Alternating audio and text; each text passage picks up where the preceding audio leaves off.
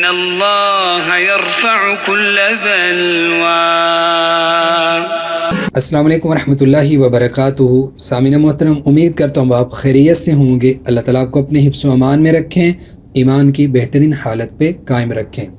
سامعین محترم، نظر بد کے حوالے سے ہمارا سلسلہ جاری ہے، اور نظر بد کی وجہ سے جو بیماریاں لگتی ہیں ان میں سے آج ذکر کریں گے انسان کا دبلا پتلا ہو جانا، سوکڑا آ جانا، اور انتہائی جو ہے اس کی حالت دبلی پتلی ہو جانا نظر بد کی وجہ سے.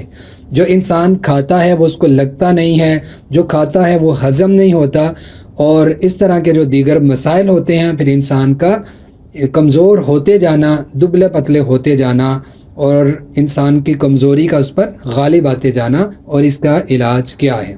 پہلی بات یاد رکھیں کہ نظر بد انسان کو متاثر بہت حد تک کر سکتی ہے، حتیٰ کہ موت تک بھی لے جا سکتی ہے، اس میں کوئی شک نہیں ہے. اور یہ بھی بات یاد رکھیں کہ نظر بد اللہ کے اذن کے بغیر نہیں ہو سکتی. اگر اللہ کے اذن کے ساتھ بیماری آ سکتی ہے تو اللہ اپنے اذن سے بیماری کو لے جا بھی سکتے ہیں. اس لیے بہت زیادہ پریشان یا ڈپریس نہیں ہوں، اللہ تعالیٰ کے اختیار میں ہے بیماری کو واپس لے جانا. تو نظر بد سے ایسا ہو سکتا ہے. اس کی دلیل نظر بد انسان کو متاثر کر سکتی ہے.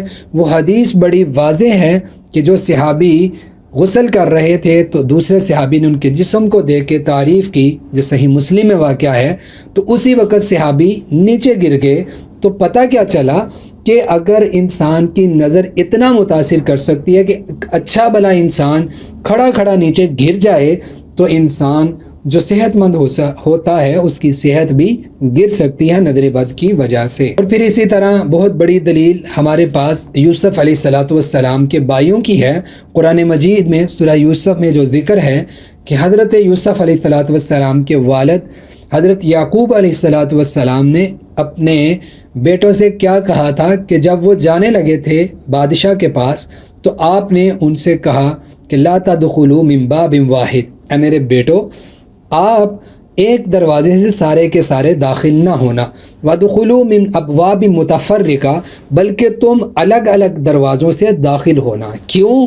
مفسرین نے لکھا ہے کہ گویا یعقوب علیہ السلام کو ایک شک تھا، یعنی کہ ایک خوف تھا کہ نظر نہ لگ جائے بچوں کو، کیونکہ وہ بہت توانا، رانا اور اچھے قد جسے والے کاٹ والے آدمی تھے، لڑکے تھے.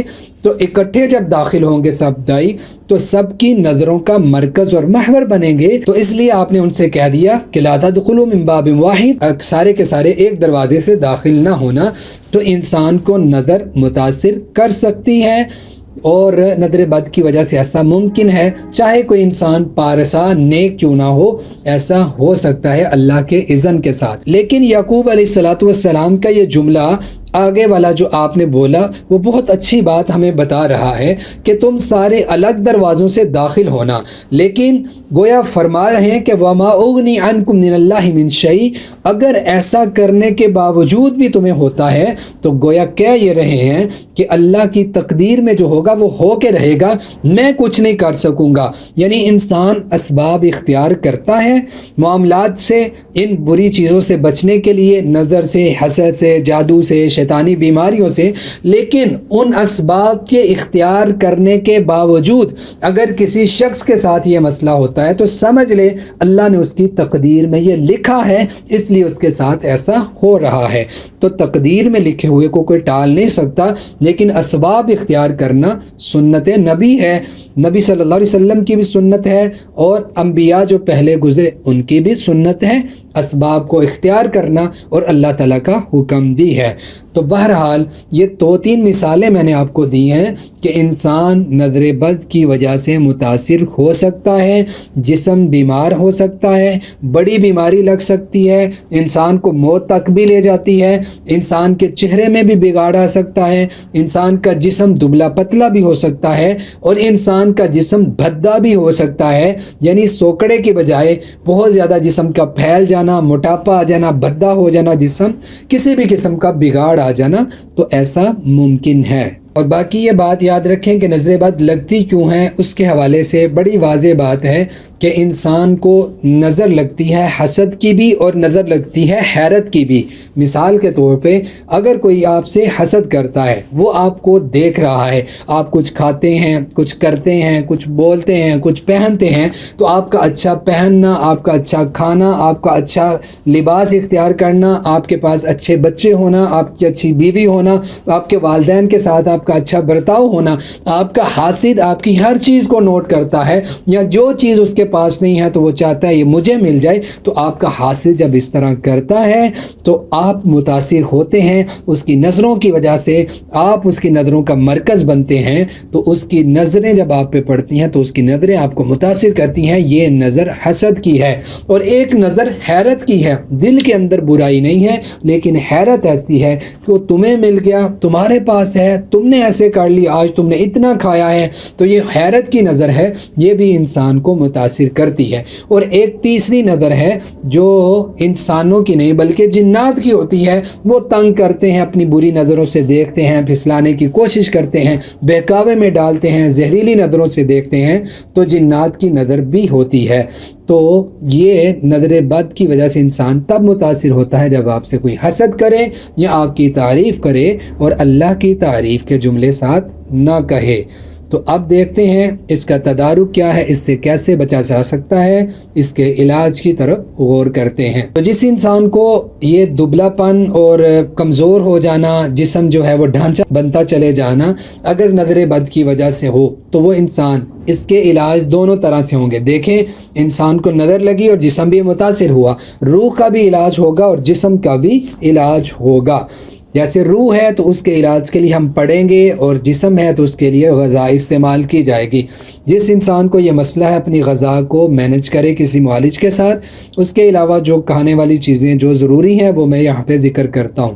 کھجوریں جو نرم ہوتی ہیں، چاکلیٹ کھجوریں، وہ کھجوریں اپنے پاس رکھیں پڑھتے وقت، اور کشمش جو عام طور پہ ہم جس کو سونگی بھی بولتے ہیں، دیسی جو ہوتی ہے چھوٹے والی، وہ کشمش اپنے پاس رکھیں پڑھتے وقت، ٹھیک ہے۔ اور اسی طرح پانی پڑھتے وقت اپنے پاس رکھیں۔ جب آپ پڑھیں تو کون کون سی چیز آپ نے پڑھنی ہے؟ شفا کے لیے سب سے پہلے سورۃ فاتحہ آئے گی 11 مرتبہ، ٹھیک ہے، جو تجربے سے ثابت چیز ہے وہ میں آپ کے سامنے رکھ رہا ہوں۔ پھر اس کے بعد آیت شفا 3 مرتبہ، ٹھیک ہے۔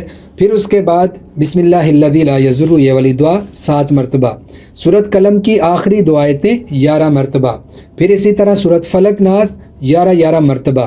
پھر اسی طرح آپ اسأل اللہ العظیم رب العرش العظیم ان یشفینی، یہ دعا 7 مرتبہ۔ سورہ حشر کی آخری 3 آیتیں 3 مرتبہ۔ یہ صبح ایک دفعہ پڑھائی کریں، شام میں کریں، زیادہ سے زیادہ آپ کے 15 یا 20 منٹ لگیں گے، یہ پڑھائی کریں۔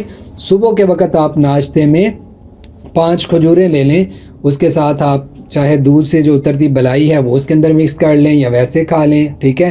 اور اس کے علاوہ آپ روٹین میں جو چیزیں کھانا چاہتے ہیں معالج سے مشورہ کر کے کھا لیں۔ پھر اسی طرح جو نظر بد کی دعا ہے صبح شام 3 مرتبہ وہ لازمی پڑھیں۔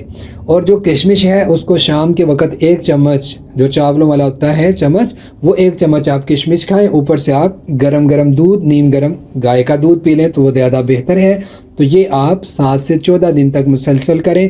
افاقہ ہونا شروع ہو تو سورۃ فاتحہ پڑھتے رہیں، اس کو ہر نماز کے بعد بھی آپ 11 دفعہ پڑھ کے دم کر سکتے ہیں۔ پھر اسی طرح وہ شخص جس کو یہ مسئلہ ہے، دبلا پن آ گیا ہے اور بہت زیادہ جسم متاثر ہوا ہے، اس شخص کو پڑھتے وقت زیتون آئل بھی وہ پاس رکھ لیں تو بہت بہتر ہے۔ صبح اور شام دونوں وقت پڑھتے ہوئے تو ہر روز یہ پڑھائی کرنی ہے چیزوں پر، ٹھیک ہے، ہر روز پڑھائی کریں۔ ایک ہی دفعہ کھجوریں اور کشمش لے کے رکھ لیں تو تب بھی ٹھیک ہے، اور اگر ہر روز کی آپ الگ الگ لینا چاہیں تو بھی آپ کی مرضی ہے۔ اور زیتون آئل جو آپ دم کریں، اس پورے آئل سے اپنے پورے جسم پہ آپ نے رات کو سوتے وقت اس کا مساج کرنا ہے۔ صبح آپ نہانا چاہیں تو نہا لیں یا ویسے کپڑے بدل لیں، وہ آپ کی مرضی ہے۔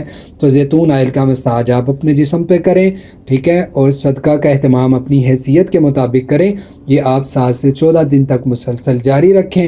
اللہ تعالیٰ سے مسلسل دعا بھی کریں۔